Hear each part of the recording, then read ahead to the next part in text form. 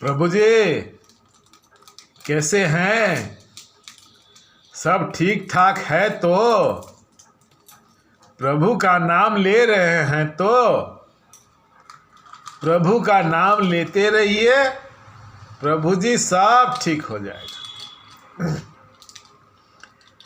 प्रभु जी आज हम लोग बात करेंगे वैदिक कर्म कांड पर। प्रभु जी वैदिक कर्म कांड पे बहुत ज़्यादा हमले हो रहे हैं। लोग इसे पाखंड बताते हैं,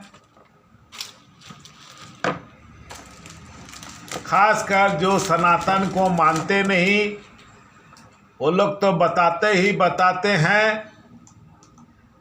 परंतु ज्ञान मार्ग से चलने वाले कुछ साधक हैं जो इन वैदिक कर्म कांड को पाखंड बता रहे हैं या गलत ठहराने की कोशिश कर रहे हैं।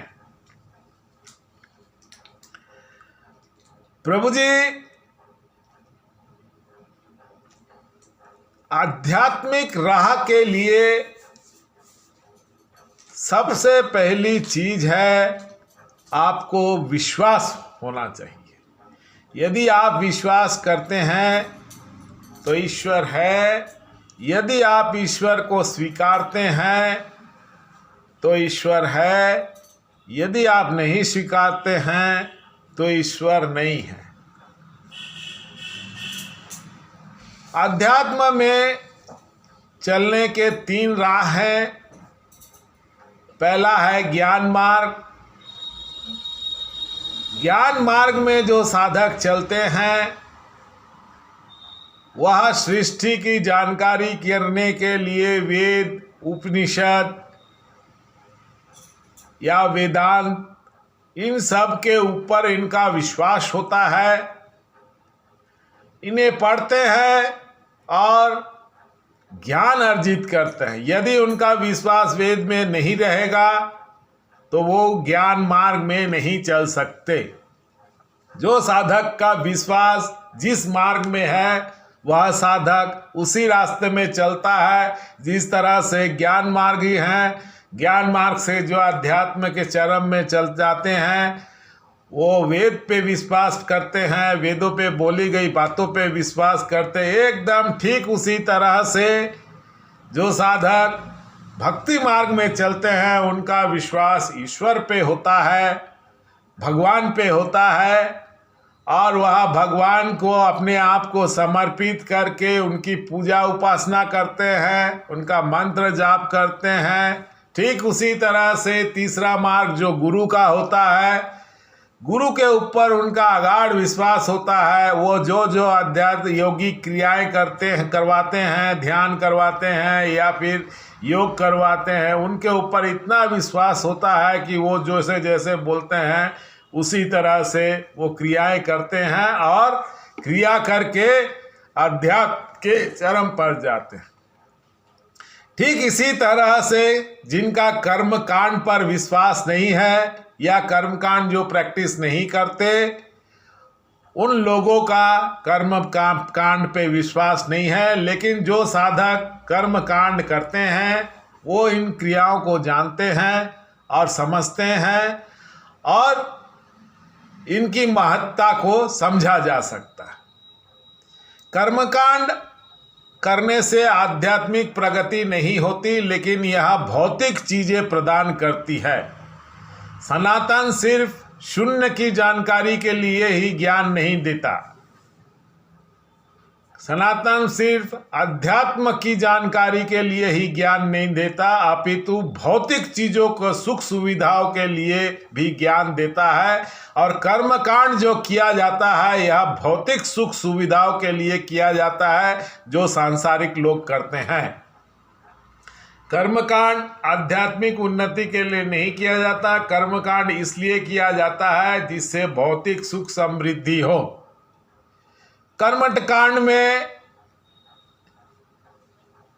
हम लोग पूजा करते हैं, घर में पूजा करते हैं, देवी देवताओं का पूजा करते हैं, हवन करते हैं या यज्ञ करते हैं या फिर गृह प्रवेश है तो उस समय पूजा पाठ करते हैं, या किसी की मृत्यु हो जाती है तो उस समय हम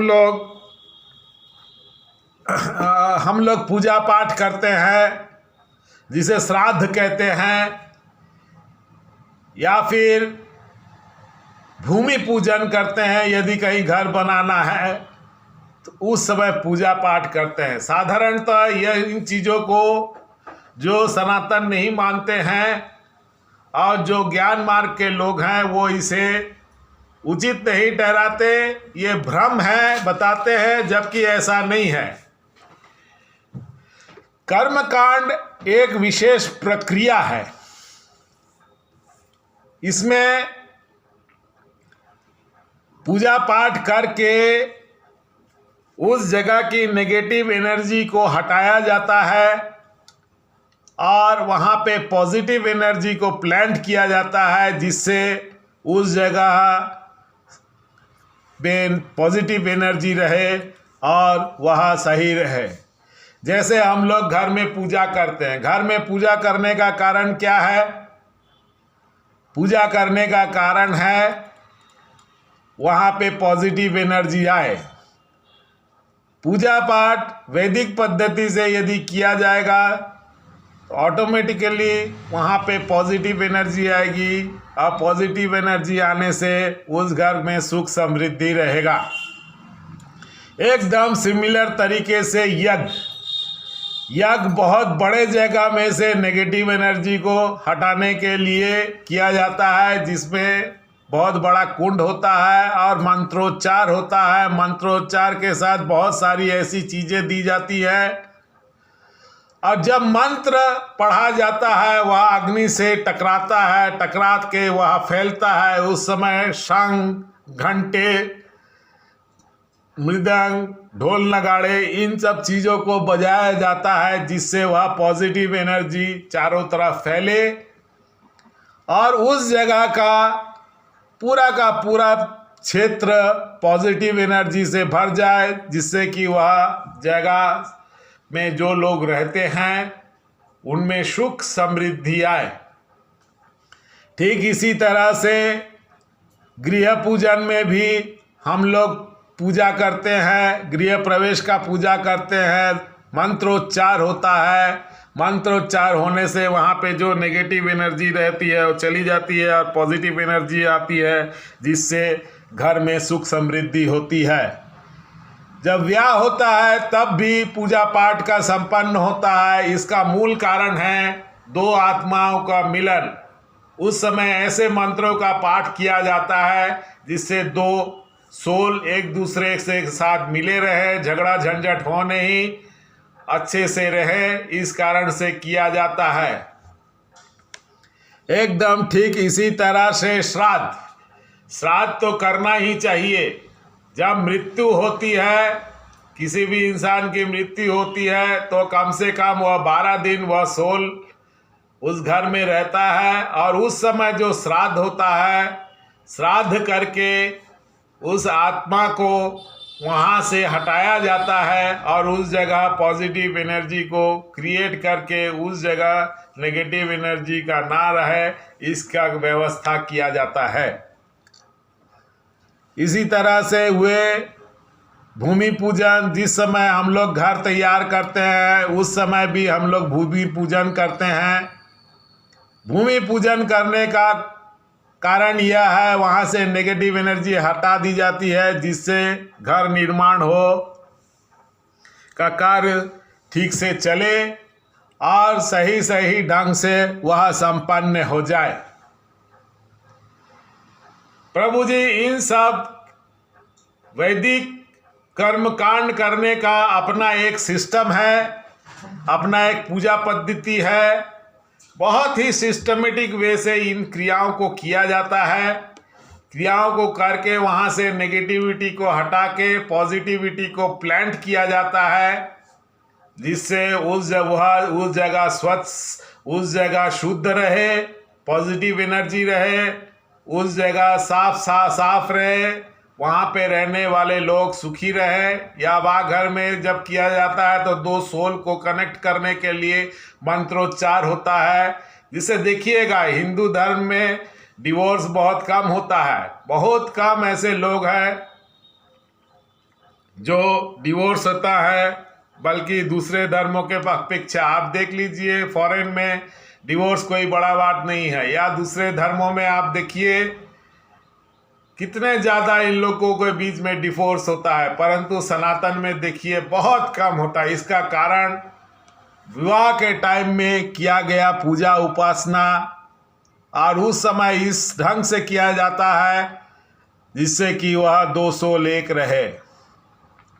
प्रभु जी इन क्रियाओं को वैदिक परंपरा के अंतर्गत किया जाता है और लाखों करोड़ों साल पहले से किया जाता है।